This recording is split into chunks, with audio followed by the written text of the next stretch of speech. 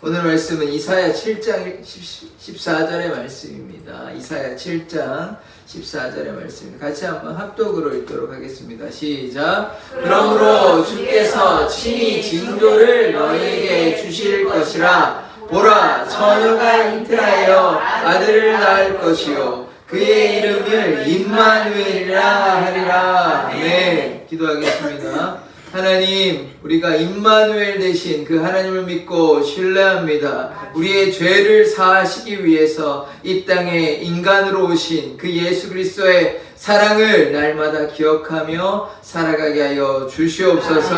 예수 그리스도의 이름으로 기도드립니다. 아멘. 아멘. 오늘 마치 주일 예배인가, 제가 오늘 분명히 수요일인데 주일인가 제가 착각이 들 만큼 이런 날이 잘 없었는데 안 오실 때는 세 분 오시고 이러셨는데 감사합니다. 네. 제가 오늘 주일 예배하는 것 같은 느낌이 들어서 하여튼 제가 다른 소리 좀 하자면 목회자는 성도들이 교회 오면 그냥 기분이 좋습니다. 안 오시면 슬프고 속이 상합니다. 그거는 하나님께서 오늘도 이제 누군가 말씀하셨는데 저만 기뻐하시겠습니까? 하나님께서 웃는 분은 무슨 얘기하는지 잘하실 것 같은데 저만 기뻐하는 것이 아니라 하나님께서 성도들 감사합니다. 성도들이 예배하러 나오면, 예배당에 나오면 하나님께서 기뻐하실 줄 믿습니다. 지난 시간에 구속자 예수에 대해서 이제 말씀을 나누었는데요. 은혜는 우리의 노력으로 얻어지는 것이 아닙니다. 하나님, 우리가 노력과 헌신으로 주어지는 것이 아니라 하나님의 은혜는 값없이 그냥 우리에게 주어지는 것입니다. 우리가 어떤 노력을 열심히 했다고 주는 것이 아니라 예수 그리스도를 믿기만 하면, 하나님을 믿기만 하면 하나님께서 우리에게 무엇을 주시냐면 은혜를 베풀어 주시는 것입니다. 우리에게 필요한 것은 무엇이냐? 믿음이 있어야 됩니다. 믿음이 있어야 은혜를 받는 것입니다. 믿음이 없으면 결코 은혜를 받을 수 없는 것입니다. 그래서 우리가 예수님을 믿기만 하면, 하나님을 믿기만 하면 하나님께서 무한하신 한량 없는 은혜를 우리에게 베풀어 주시는 것입니다. 그래서 우리가 은혜로 말미암아 구원을 받았다는 사실을 기억해야 되는 것입니다. 우리의 잘난 것은 아무것도 없습니다. 우리가 좀 더 열심히 해서 구원받았다고 우리가 오해하거나 착각해서는 안 되는 것입니다. 우리의 열심이 아니라 하나님의 은혜로, 값없는 하나님의 은혜로 우리를 구원하여 주신 것입니다. 그래서 구원은 무엇이냐? 하나님의 선물입니다. 우리가 열심히 노력해가지고 구원받는 게 결코 아닌 것이에요. 하나님께서 우리에게 손을 먼저 내밀어 주셨습니다. 우리가 자격이 없는 자들이거든요. 우리가 어떻게 우리의 힘으로 구원받을 수 없는 것입니다. 우리의 힘으로는 결코 구원받을 수 없는 것입니다. 우리가 죄인 되었기에, 그런데 우리가 아직 죄인 되었을 때 그리스도께서 우리를 위하여 죽으심으로 그리스도께서 우리를 향한 자기의 사랑을 확증하셨습니다. 이 로마서 5장 8절에 나오는 말씀인데, 우리가 아직 죄인 되었을 때 하나님께서 우리에게 자신의 독생자 예수 그리스도를 보내주심으로 말미암아 우리가 구원함을 얻은 것입니다. 우리의 모든 죄가 6월절 어린 양의 피로 깨끗하게 된 것이죠. 이 어린 양이라 그러면 6월절 어린 양을 생각하면 되는 것입니다. 6월이 넘어가다는 뜻인데요. 왜 넘어갔습니까? 그 피로 말미암아, 어린 양의 피로 말미암아, 문지방의 피로 말미암아 죽음의 천사가 지나가는 것입니다. 이집트 사람도 구해준 게 아니고요. 이스라엘 백성만 구원하여 주셨습니다. 어떻게요? 피로 말미암아. 그 피가 누구의 피입니까? 예수 그리스도의 피예요. 그러니까 어린 양의 보혈로, 6월절 어린 양의 보혈로 우리가 죄사함을 받았기 때문에 우리가 구원함을 얻는 것입니다. 그래서 우리의 노력이 아닌 것이죠. 하나님의 은혜로, 예수 그리스도의 보혈로 우리가 구원을 받았다는 이 사실은 결코 잊어서는 되는 것이 아닙니다. 이것을 잊으면 우리는 참된 크리스찬의 삶을 살아갈 수는 없는 것입니다. 그래서 예수의 보혈로, 예수의 십자가로 말미암아 우리가 구원받았다는 사실은 매주 말씀을 드려도 지나치지 않습니다. 제가 갑자기 하나 떠오르는 말씀이 있는데 그렇게 중요하다고 볼 수도 있고 중요하지 않다고 볼 수 있는데, 설교에서요, 이제 뭐 좋은 얘기, 이런 얘기 좋은, 뭐 인문학적인 얘기해도 좋고, 이런 얘기 해도 좋은데, 하나 빠져서는 안 되는 것은 예수 그리스도의 십자가, 예수 그리스도의 보혈은 아멘. 반드시 이야기해야 하는 것입니다. 아멘, 아멘. 우리 종교 이름이 뭡니까? 기독교, 예수교, 그리스도교입니다. 그런데 예수 빼고, 그리스도 빼고, 뭐 얘기하려고 그럽니까? 그럼 좋은 얘기 그냥 뭐 잘 먹고 잘 산다, 이런 얘기 할 거 아니잖아요. 예수를 믿는 모임에서 예수 얘기 안 하고, 예수의 보혈 얘기 안 하고, 예수의 십자가 얘기 안 하면, 그거는 뭐 살아있는 교회라고 제가 좀 지나친지는 모르겠는데 저는 그렇게 믿습니다. 교회에서요, 예수의 보혈, 예수의 능력, 예수의 십자가 이야기하지 않으면, 좀 심하게 얘기하면, 양해해 주십시오. 죽은 교회입니다. 교회는요, 뭐 좋은 얘기 하자고 모이는 데가 아니에요. 뭐 잘 먹고 잘 살자, 하나님께서 뭐 복 주신다.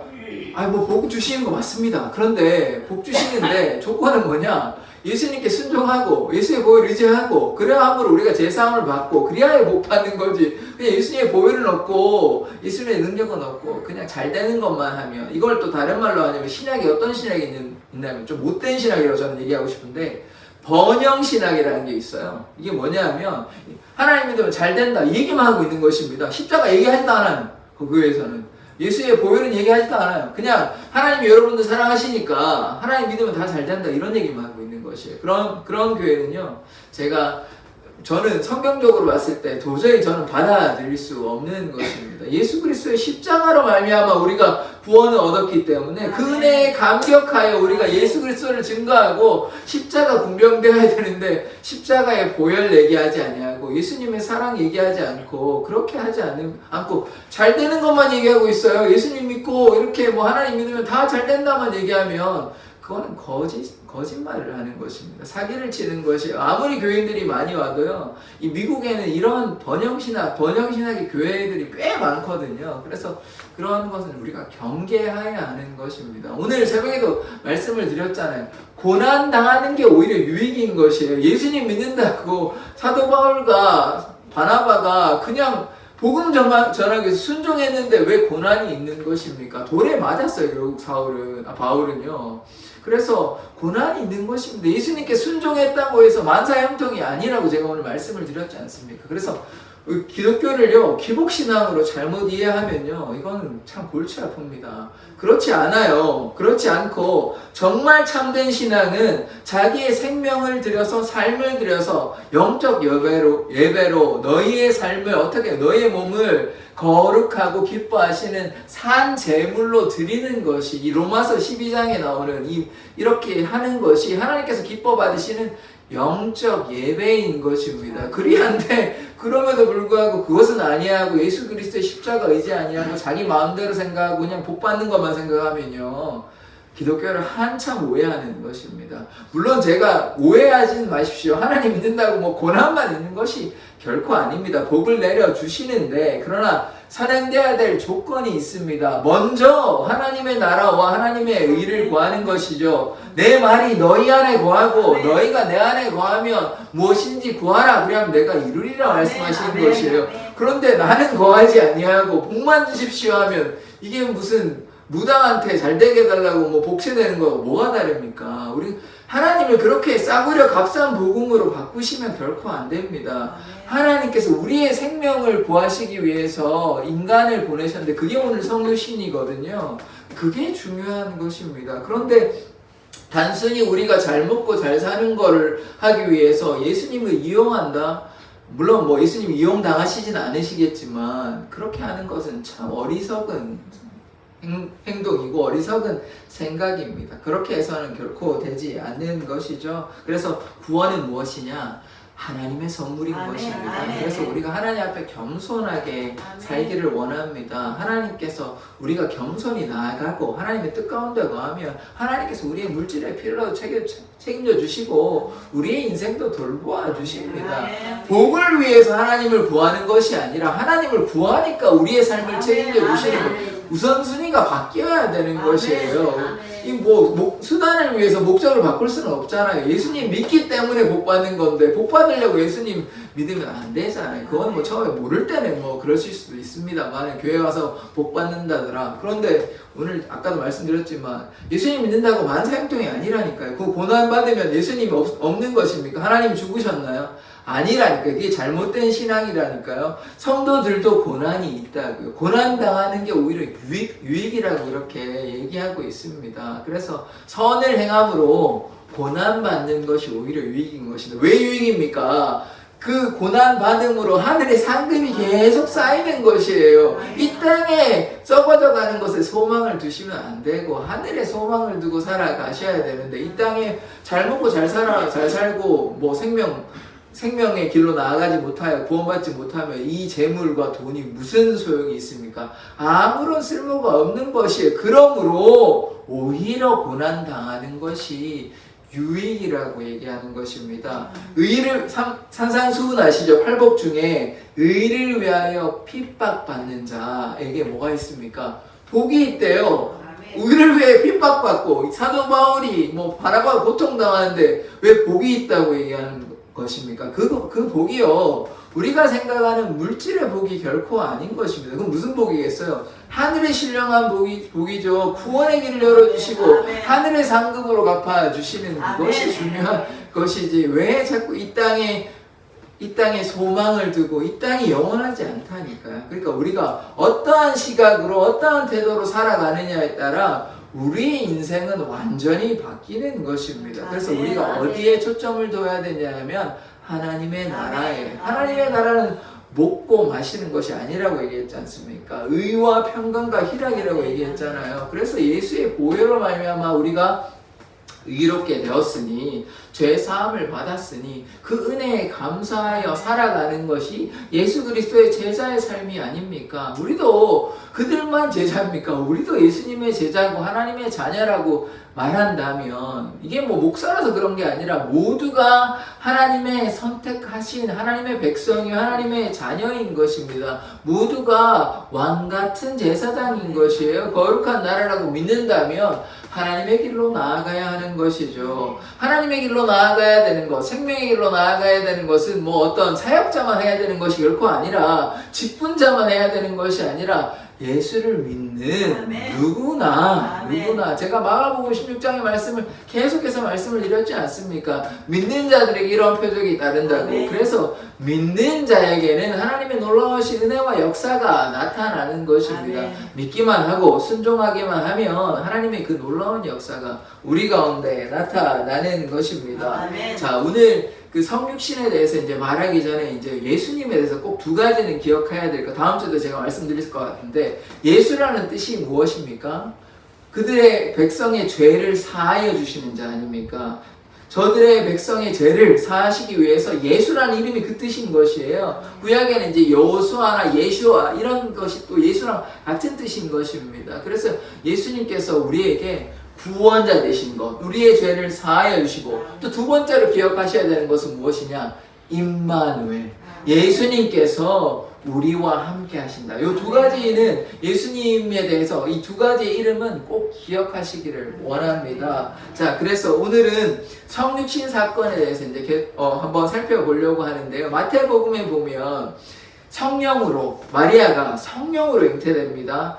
사랑해서 임신한 게 결코 아닙니다. 그렇게 되면요, 예수님은 인간의 아들이기 때문에 우리의 죄를 사할 수가 없습니다. 왜냐하면 죄인이 어떻게 죄인의 죄를 사할 수 있습니까? 그것은 말이 안 되는 것이에요. 그래서 이 기독교에서 놀라운 것은 하나님께서 자신의 아들을 성령으로 잉태했다는 것입니다. 이거를 또 안 믿는 사람도 있어요. 또 요거에서 걸리고, 또 나중에 어디에 걸리냐? 죽었다가 부활하는 거 다 못 믿겠다. 이거 둘에 걸리는 경우가 많이 있거든요. 그런데 우리는 그것을 믿음으로 고백하는 것입니다. 하나님이 불가능을 가능케 하시고 죽은 자를 살리시는 분이신데, 없는 것을 있는 같이 부르시고 말씀으로 다 창조하셨는데 뭐 성령으로 잉태되는 것이 무엇이 어렵겠습니까?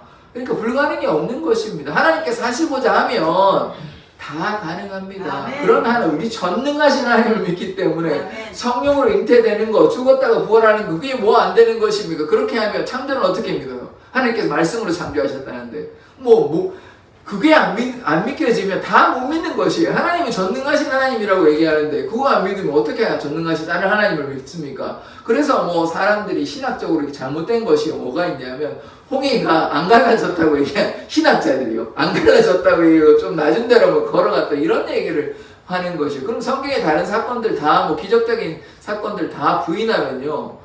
뭐가 남습니까? 하나님의 기적을 믿어야 되는 것입니다. 하나님께서 말씀으로 치유하여 주시고 하나님의 우리 백부장 보았지 않습니까? 말씀만 하사 그 종이 치유가 됐잖아요. 그런데 왜 그것을 못 믿고 그러면 크리스찬 아니죠. 그거 다 뭐 기적의 역사 다 떼고 그럼 하나님 창조는 어떻게 믿으십니까? 저는 그들에게 그렇게 묻고 싶습니다. 기독교인이라고 하면서 신학자라고 하면서 왜 하나님의 역사를 안 믿고 그럼 창조자 하나님 뭐 어떻게 믿을래요? 뭐 진화론 해가지고 하나님이 뭐 만들어지신 겁니까? 아니잖아요. 그렇게 우리가 잘못 생각하면 안 되네. 순수하게 믿으면 다 믿어야 되지. 이거는 뭐 취사 선택해가지고 요거는 맞는 것 같고 요거는 아닌 것 같다고 하면 이거 참 어리석은 타협하는 신앙 아닙니까? 믿으려면 다 믿고 안 믿으려면 아예 다 안 믿던지 그렇게 자기가 기독교인이라고 얘기하면서 이거는 뭐 그럴만하니까 믿고 이거는 그렇지 않다고 기적의 역사는 싹 날리고 그냥 그렇게 그냥 기독교만 믿는다고 하면 부활을 어떻게 믿겠습니까? 이게 부활이 가능해요. 죽은 자가 어떻게 살아납니까? 그러니까 그렇게 하면요 바른 신앙이 아닌 것입니다. 그래서 우리가 어떤 믿음에 있어야 되냐면 어린아이와 같은 믿음을 가지시기를 원합니다. 순전하게 믿을 때 믿음으로 말미암아 치유 역사가 나타나는 것입니다. 백부장이요 그 예수 그리스도의 신령한 능력을 믿었던 것입니다. 믿음으로 말미암아 말씀만 하면 내 종이 치료될 것을 믿었기 때문에 종이 치료함을 받았어요. 뭐 딴 거 예수님 가지도 않았어요. 그냥 그 믿음 보시고 치료하여 주셨다니까요. 그러니까 우리가 믿기만 하면 뭐 안 쓰고 물론 안 쓰러 치료하실 수도 있지만 우리가 믿기만 하면 하나님의 말씀으로 모든 능력이 나타나게 되는 것입니다. 그래서 뭐 이렇게 유혹하는 말로 쓸데없는 말로 우리에게 말씀하시면 그래서 말씀을 깊이 있게 깨달아야 되는 것입니다. 말씀을 깊이 있게 모르면 저렇게 얘기하면 저건가 우리 말씀을 잘 모르니까 그래서 우리가 말씀을 잘 묵상하고 읽고 말씀을요 뭐 계속해서 먹는 것이 중요한 것이에요. 말씀을 물론 이해하는 것도 중요하지만 계속해서 읽다 보면 누가 알려주시냐면 하나님께서 성령님께서 깨닫게 하여 주십니다. 왜냐하면 하나님의 말씀은 이게 영적인 말씀이에요. 그냥 뭐 일반 베스트셀러 이런 책이 아닌 것입니다. 그래서 이 하나님의 말씀을 계속해서 먹는 자 되기를 원합니다. 제가 이 두 가지는 제가 지난번에 말씀을 드렸지만 하나님의 말씀을 읽는 거 그리고 기도하는 거는 제가 뭐 매주 뭐 강조해도 지나치지 않다고 제가 말씀을 드렸잖아요. 신앙생활이 뭐 딴 게 아니라니까요. 하나님의 말씀과 기도 이 두 가지만 해도 다 열립니다. 이 두 가지만 제대로 해도 모든 것이 다 열리게 돼 있어요. 하나님 말씀을 읽고 하고 기도하는데 하나님께서 인도하시지 않겠습니까? 다 하나님께 다 알려주시고 인생을 책임져 주시고 돌보아 주십니다. 이 두 가지가 기본이자 가장 중요한 것이에요. 이렇게 하면요 하나님께 더욱더 더욱더 가까이 나아갈 수 있고 신앙이 깊어지는 것입니다. 그래서 하나님의 말씀과 기도로 거룩하여진다고 디모데전서 4장 5절의 말씀에서 분명히 말씀이 이야기하고 있기 때문에 우리가 말씀과 기도로 무장하는 자 되기를 원합니다. 마태복음 1장 18절부터 뒤에 말씀을 25절의 말씀 우리가 서로 교독했으면 좋겠습니다. 이게 요셉을 설득하는 장면도 나오고 그 다음에 마리아가 이제 성령으로 잉태되는 장면인데 그 말씀을 하나씩 보도록 하겠습니다. 제가 먼저 읽도록 하겠습니다. 예수 그리스도의 나심은 이러하니라. 그의 어머니 마리아가 요셉과 약혼하고 동거하기 전에 성령으로 잉태된 것이 나타났더니 그의 남편 요셉은 의로운 사람이라 그를 드러내지 아니하고 가만히 굴고자 하여 이 일을 생각할 때 주의 사자가 현몽하여 이르되 다윗의 자손 요셉아 내 아내 마리아 데려오기를 무서워하지 말라.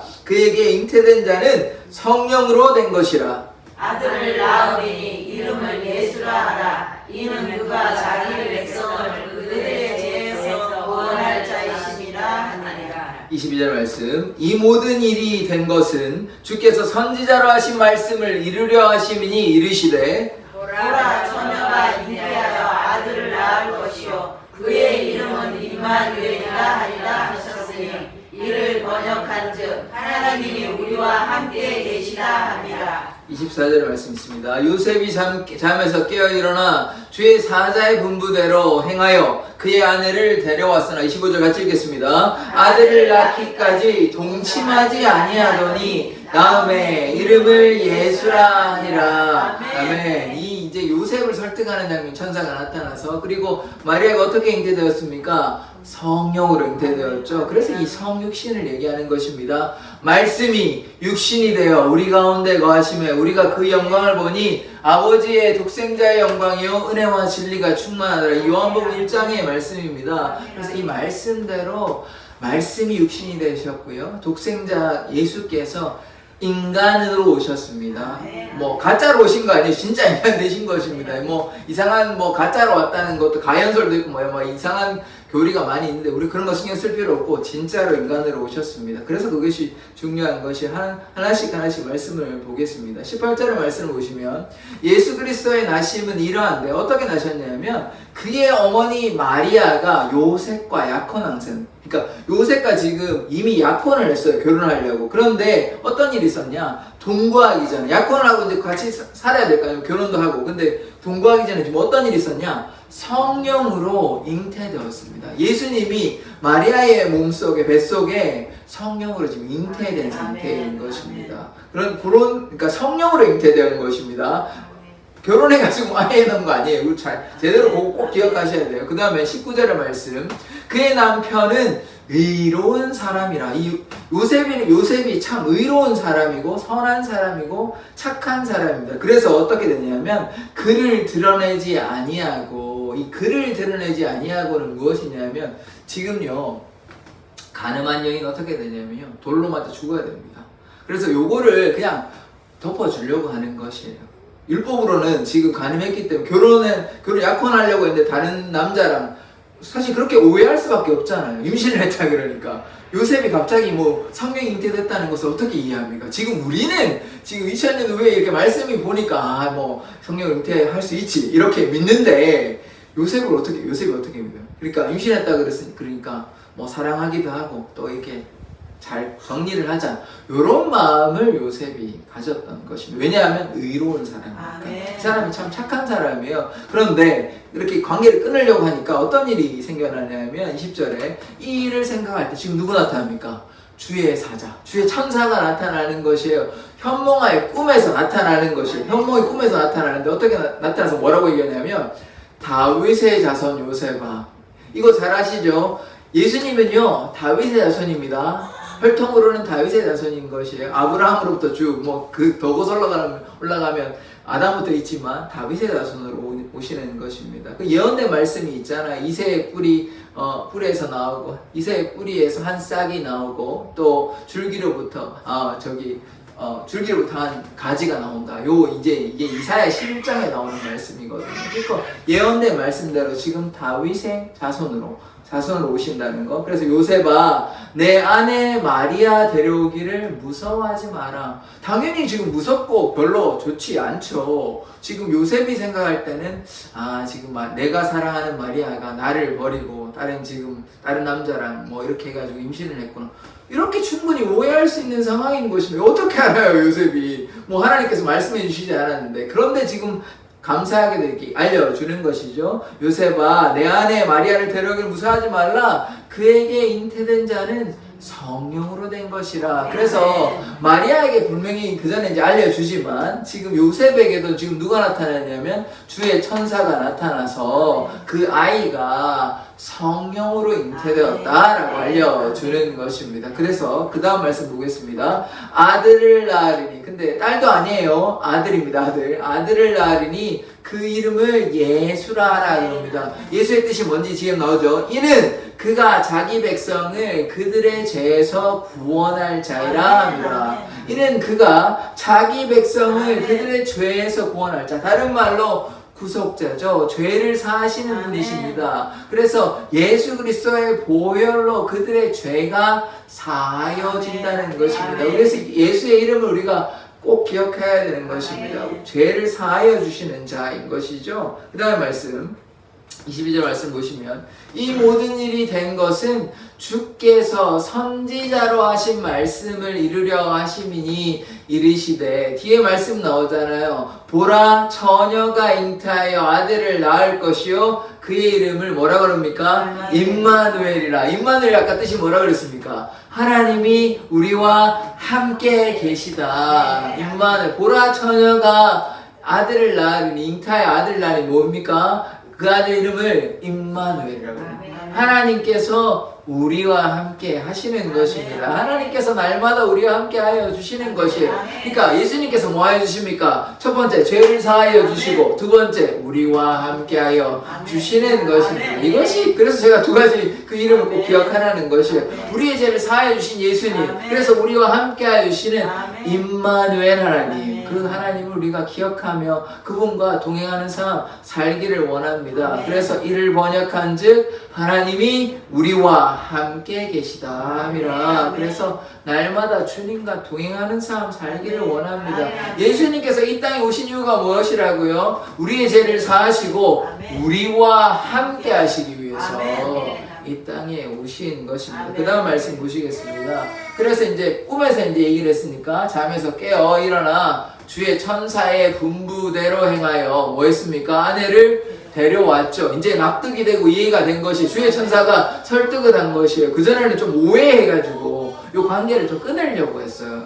충분히 그럴 수 있잖아요. 우리가 인간적인 눈으로 보면요. 그러나 그게 아니고 꿈에서 주의 천사가 성령으로 잉태되었고 그 다음에 그 이름을 예수라 임마누엘이라 이렇게 알려주는 것입니다. 그래서 25절에 그 다음 말씀 어떻게 진행되냐면 아들을 낳기까지, 그러니까 다른 말로 예수님이 탄생하기까지 동침하지 않았습니다.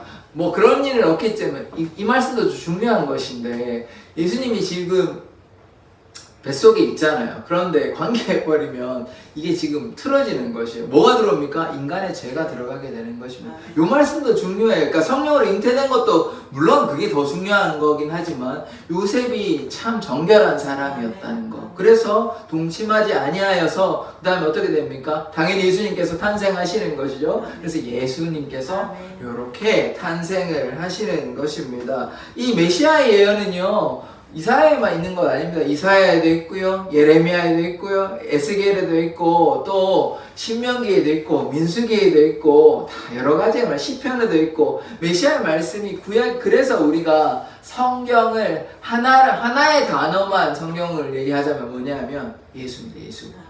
성경은 뭐에 대한 책이지만 물론 뭐 다른 얘기들이 많이 있죠. 근데 가장 핵심 키워드 하나만 뽑자면 예수입니다. 예수.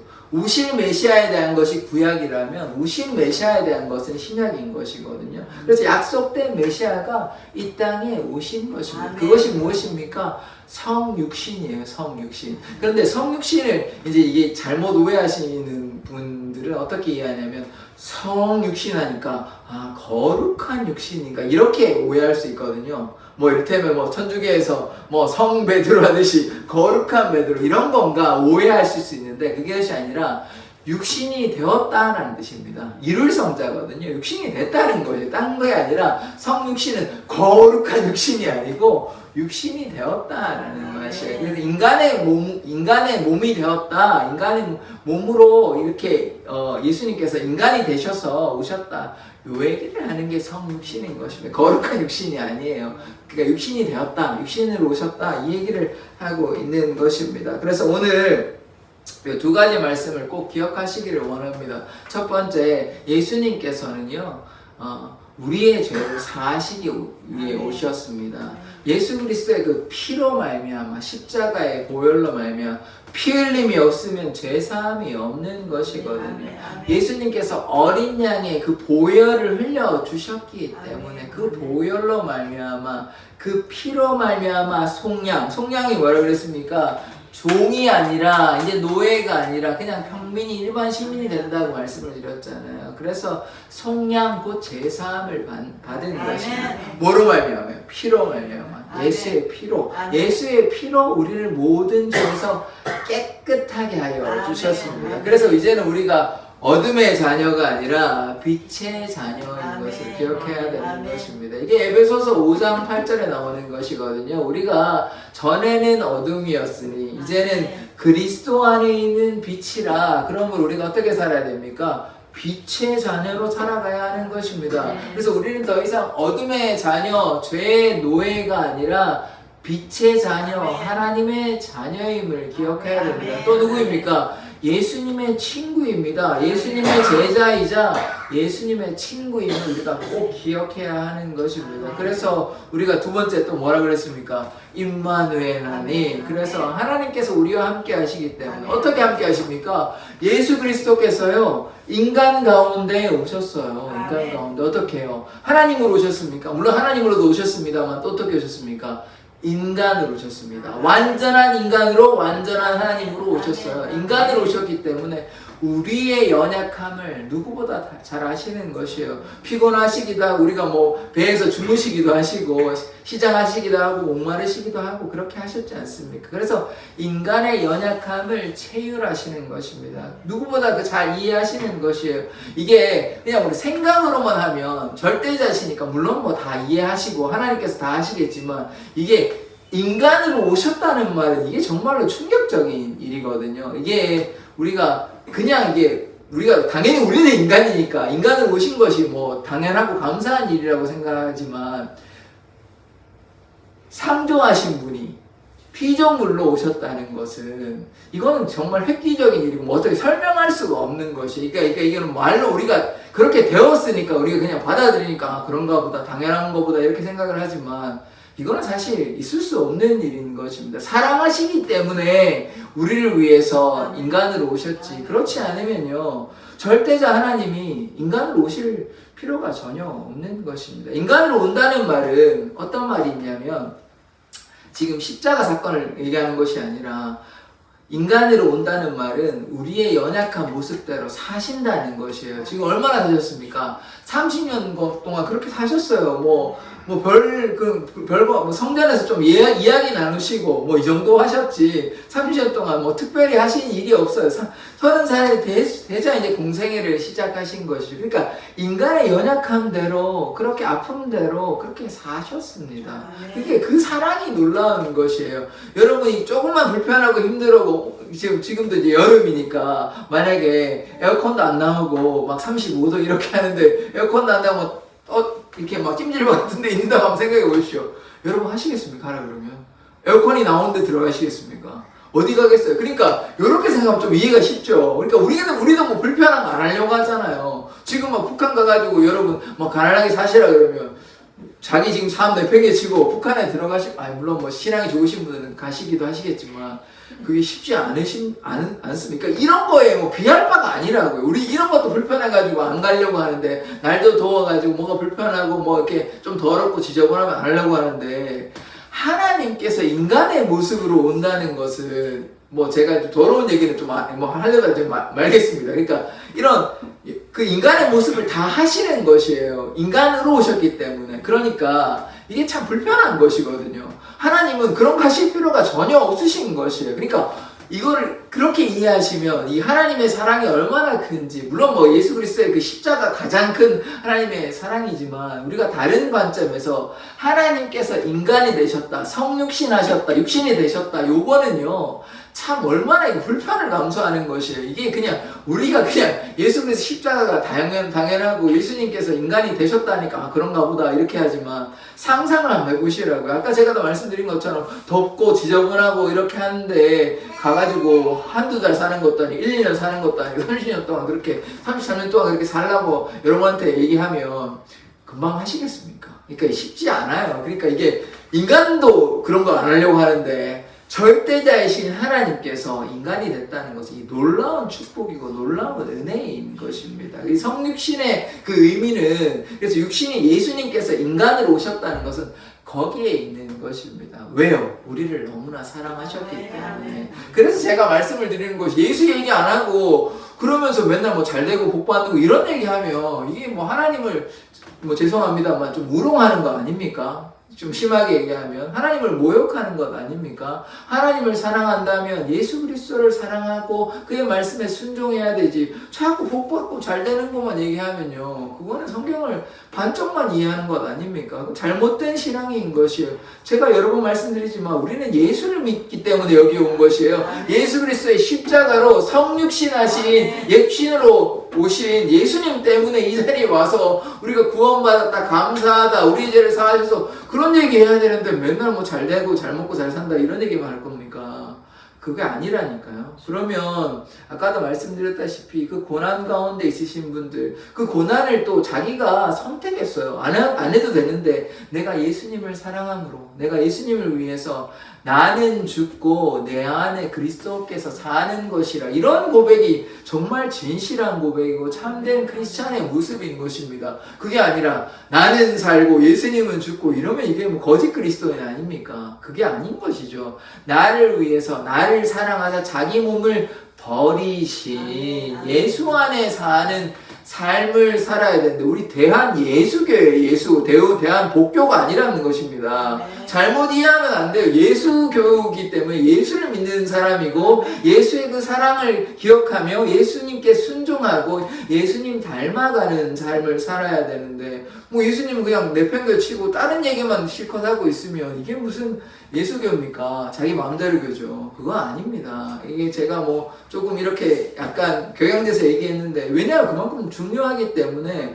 신앙은 타협이 없는 것이에요. 이것도 하고 저것도 하고요. 세상도 사랑하고 세상에 돈도 좋고 교회도 좋고, 우리 디모데 3장 1절에서 5절 말씀 보았잖아요. 돈을 사랑하고 자기를 사랑하고 교만하고 사납고 결국은 경건의 모양만 있고 능력도 없고, 이런 삶을 살아가는 이 말세의 사람들의 삶이 그런 삶이거든요. 우리가 그러해서는요 구원받지 못할 수도 있습니다. 하나님을 따라가려면 하나님을 따라가고 예수님을 따라가야 하는 것이지, 하나님도 반 걸치고 또 세상도 좋으니 세상도 반 걸치고 이러면요, 이게 하나님을 믿는 것입니까? 하나님 믿지 않는 것입니까? 이건 하나님 믿는 것도 아니고 안 믿는 것도 아니에요. 그러니까 이도저도 아닌 것이에요. 그래서 뭐라고 이야기합니까? 뜨겁거나 차갑거나 해야 되지, 미지근하다는 말은 바른 말은 뭐냐면 여기도 한 발 걸치고 여기도 한 발 걸치는 것이, 이게 미지근한 거예요. 다른 말로 타협하는 신앙인 것입니다. 우리가 세속의 가치관을 쫓아가는 사람들이 아니에요. 세속에서 자기를 지켜야 되는 것입니다. 경건은요, 자기를 지켜서 세속에 물들지 아니하는 것이 거룩한 것입니다. 그래놓고 나는 하나님 믿는다 하면서 세상의 가치관을 다 쫓아가면 그것은 진정한 하나님의 사람, 그리스도인이라고 얘기할 수는 없는 것이죠. 뭐 그 자기는 그리스도인이라 믿을 수 있을지는 모르겠습니다만은 아마 하나님께서는 다른 생각을 하고 계실 것입니다. 왜냐하면 분명히 말씀에서 세상과 겉하지 마라, 돈을 사랑하지 마라, 하나님께 순종하라, 이런 이야기를 하시는 것입니다. 분명히 성경의 많은 말씀들이 하나님께 나아오는 길을 제시하고 있는 것이에요. 그것이 진정한 복 받는 길입니다. 가장 큰 복이 무엇입니까? 예수 그리스도로 말미암아 천국에 이르는 것. 그것이 산상수훈의 의미인 것이에요. 이 땅에 복 받는 것을 자꾸 의식해서 살아가면, 제가 계속해서 말씀을 드리면, 여러분 뭐 빌 게이츠나 뭐 일론 머스크처럼 세상에 가장 부자 됐는데 천국 못 가시면 뭐 하시렵니까? 이 땅에 아무리 잘 사는 게 무슨 의미가 있습니까? 인정받는 것이 무슨 의미가 있냐고요? 아무런 의미가 없는 것입니다. 그래서 우리가 예수 그리스도 가운데 거하는 삶 살기를 원합니다. 오늘 성육신에 대해서 성육신 뭐를 지금 직감되시는지 성육신에 대해서 알아보았는데, 두 가지 말씀, 예수님께서 우리의 죄를 위해서 십자가에 달려 돌아가셨고 또 예수께서 우리와 함께 하여 주시기 때문에 그 예수 그리스도의 보혈의 능력이 있습니다. 그래서 날마다 주님과 동행하는 삶 살아가기를 원합니다. 그래서 마지막 이 말씀만 드리고 마치고 싶은데, 그 구약에요, 하나님께서 이스라엘 백성을 너무나 사랑하셨거든요. 그래서 그런데 그들은 어떻게 했습니까? 계속해서 우상숭배를 했어요. 그러니까 하지 않아야 되는 것이에요. 하나님은 질투하시는 하나님인데 그들이 하나님의 말씀에 순종하지 않고 그렇게 자기의 멋대로 마음대로 생활하는 것입니다. 그런데요, 이 이스라엘 백성만 그러합니까? 이 얘기를 제가 왜 하겠습니까? 우리가 그렇다니까. 우리가 교회 나가고 예수님 믿는다 하면서 믿는 척하고 그런 척 하는데, 아니에요. 또 뭐 참된 그리스도인은 하나님은 아시겠지만 제대로 믿는 사람이 있고 또 아니면서 우상 숭배하고 그런 사람들이 있는 것이, 우리가 그렇게 해서는 안 되는 것입니다. 타협하지 않는 거룩하고 정결한 하나님만 섬기는 신앙 되기를 원합니다. 우리의 인생이 결코 길지 않습니다. 그래서 하나님 앞에 거하는 삶을 살아갈 때 하나님께서, 제가 여러 번 말씀드렸지 않습니까? 우리의 행한 대로 갚아주십니다. 우리의 일한 대로 갚아주십니다. 하나님께서, 예수님께서 아버지의 영광으로 그 천사들과 함께 이 땅에 오시는데요.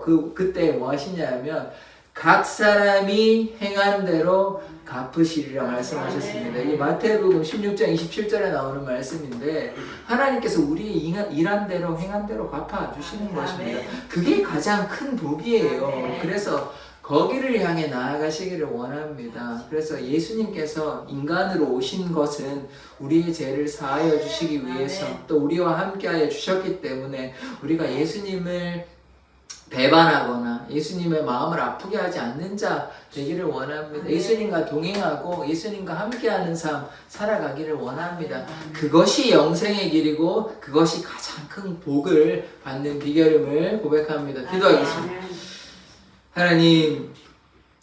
하나님께서 자신의 아들 독생자 예수 그리스도를 이 땅에 보내주셨습니다. 그 예수께서 우리의 죄를 사하시기 위해서, 또한 우리와 날마다 함께하여 주시기 위해서 이 땅에 오셨습니다. 날마다 예수님 안에 거하기를 원합니다. 나는 죽고 예수만 살아가는 삶 되게 하여 주시옵소서. 주님께서 우리의 삶을 지키시고 인도하여 주시옵소서. 주님, 우리의 연약한 몸, 연약한 마음이 있습니다. 주님의 보혈로 깨끗하게 정결하게 치료하여 주시옵소서. 사단의 계략에, 사단의 계획에 속지 아니하며 사단의 유혹에 넘어가지 아니하며 하나님의 뜻 가운데 거하는 삶 살게 하여 주시옵소서. 치료하시는 그 주님을 찬양하며 감사드리며 예수 그리스도의 이름으로 기도드립니다. 아멘. 같이 찬양하시겠습니다. 401장입니다.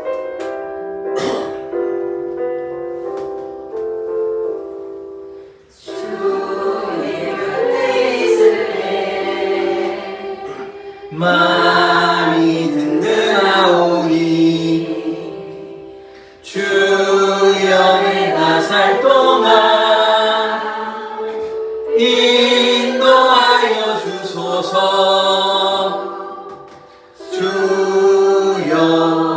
주여 나를 인도하소서. 바른 세상 살 동안 주여 인도하소서. 피난처인 예수여 세상 물결 험할 때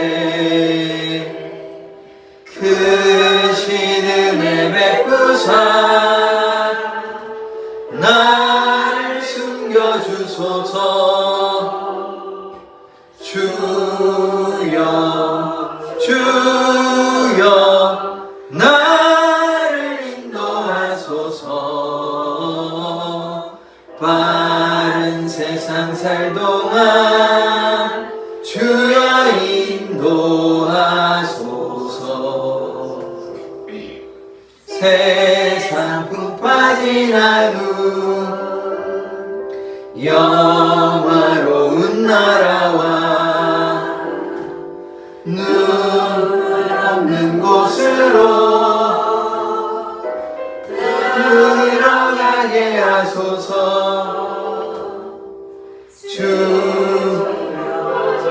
주여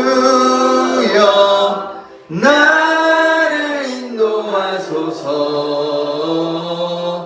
바른 세상 살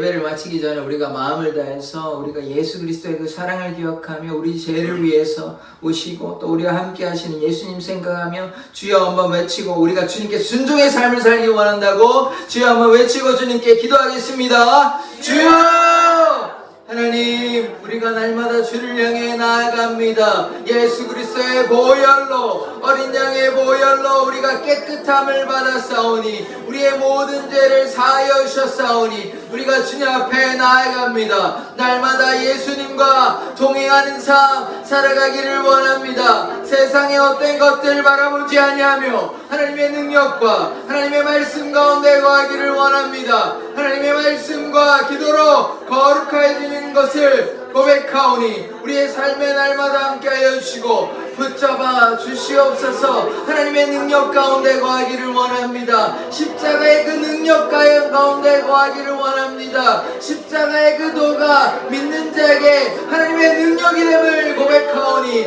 우리가 십자가 군명되어서 하나님의 그 사랑을 전파하는 자, 날마다 영적 전쟁에서 승리하는 자 되게 하여 주시옵소서. 우리의 연약함을 주님께서 아시오니 우리의 연약함을 채울하시오니 인간이 되신 그 예수 그리스도께서 우리의 모든 연약한 몸과 마음을 아시오니 주님께서 우리의 삶을 지키시고 인도하여 주시옵소서. 선한 길로 인도하여 주시고 붙잡아 주시옵소서. 날마다 함께하여 주시옵소서. 임마누엘 하나님, 그 하나님을 찬양하오니 우리의 삶을 인도하여 주시옵소서. 그리함으로 주로 인해 기뻐하며 주로 인해 감사의 삶을 살아가기를 원합니다.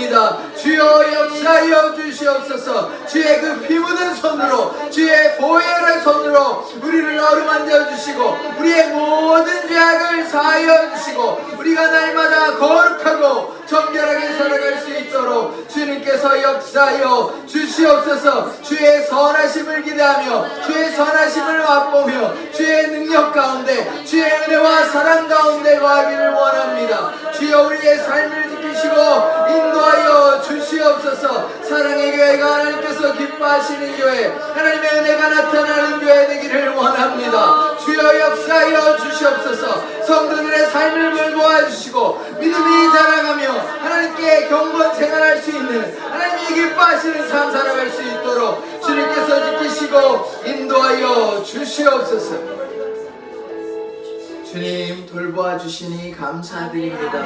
날마다 주의 능력 가운데 거하는 삶 살게 하여 주시옵소서. 주님, 우리가 살아도 주를 위해 살고 죽어도 주를 위해 죽기 원합니다. 세상의 헛된 것들에 욕심 부리지 아니하며 세상의 헛된 것들에 사단의 유혹에 넘어가지 않도록 우리를 지키시고 인도하여 주시옵소서. 주님, 우리의 인생이 결코 길지 않습니다. 이 인생의 이 삶 동안, 이 인생의 평생 동안 오직 주만 향해 믿음으로 나아가는 사랑의 교회 모든 성도들 될 수 있도록 주님께서 지키시고 돌보시고 날마다 함께하여 주시옵소서. 주님 감사합니다. 또 주님 교회를 사랑하여 주님 월마다 하나님께 헌금하는 주님께서, 헌금하는 장로님 주님께서 은혜 베풀어 주셔서 이원희 장로님의 가정과 또 직장과 또 주님께서 건강을 지켜주시고 마음의 기쁨과 감사를 허락하여 주시옵소서. 형통한 길로 인도하여 주시고 날마다 함께하여 주시옵소서. 주님, 이 헌물이, 이 헌금이, 이 예물이 하나님께서 기뻐하시는데 사용되기를 원합니다. 주님께서 은혜 베풀어 주시옵소서. 감사드리며 예수 그리스도의 이름으로 기도드립니다. 아멘. 주기도문으로 예배를 마치도록 하겠습니다. 하늘에 계신 우리 아버지여, 이름이 거룩히 여김을 받으시오며 나라의 마음이시며 뜻이 하늘에서 이룬 것 같이 땅에서도 이루어지이다. 오늘날 우리에게 일용할 양식을 주옵시고 우리가 우리에게 죄 지은 자를 사하여 준 것 같이 우리 죄를 사하여 주옵시고 우리를 시험에 들게 하지 마옵시고 다만 하기서 구하옵소서. 대개 나라와 권세와 영광이 아버지께 영원히 있사옵나이다. 아멘.